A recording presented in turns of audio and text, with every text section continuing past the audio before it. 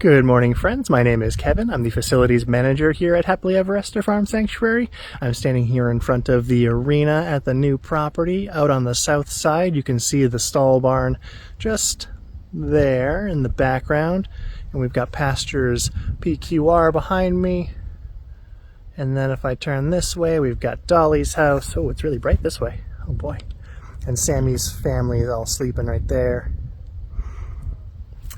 So thank you all so much for your comments and questions on the last video. I really appreciate it. Today I just wanted to address some of those questions. The first question comes in from Terry. So much work done and to be done. How many people are on the facilities team? Right now we have 2 full-time facilities staff, myself and Jacqueline, and then we also have Em and Daniel who are part-time. We also get a ton of help from the volunteers on the facilities side. For instance, a couple of our volunteers are installing some of the exterior doors to allow some of the residents to go outside. So the goats and sheep were allowed outside because of the hard work of our volunteers.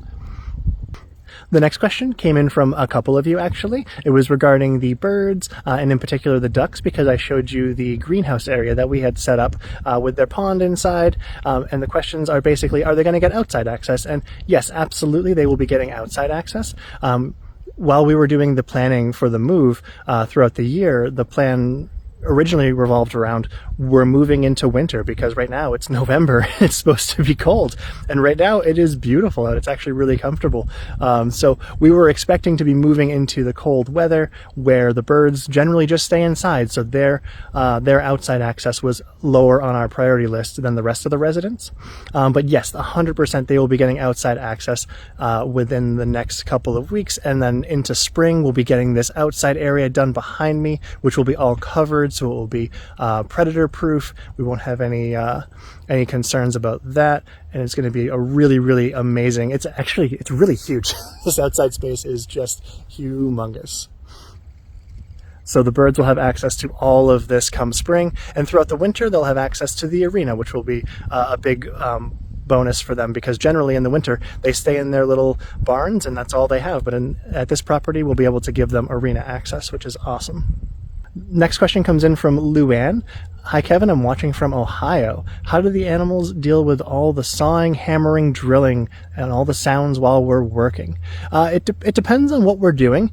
We try to let them know what we're going to be doing. I know Andrea does deal with this a lot with the hoof trimming, because the hoof trimming can be a little noisy, and if they're going to do a belly rub, if you're going to do some hoof trimming, they'll do a belly rub first, and just make the noise really quietly, like next to them, so they kind of know it's coming.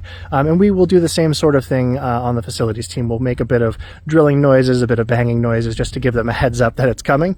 And then also, if it's going to be particularly loud, when we are wearing ear protection, we'll remove all the residents from the barns. This happened early on when I was with Heath's. We installed a bunch of stalls at the other property, and it was so loud for a few weeks, and when we were doing any of the interior work, we did get the residents out because we wanted to protect their hearing.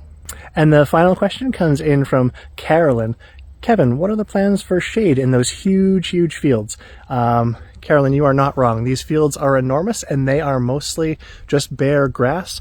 We are planning to put high posts up in there, a couple of posts, and then hanging the sunshades like we do for the goats and sheep off of their barns, which is a nice little spot. We're hoping the pigs maybe will dig some wallows under the sunshades, which will be really nice for them. We're also, I don't know if you can, I mean, I'm sure you can see it, but from here, the first tree line down below the pastures there, those are going to be fenced in next year, which will give the pigs access to a nice covered space. There's some water down there as well, so they'll have some bog space.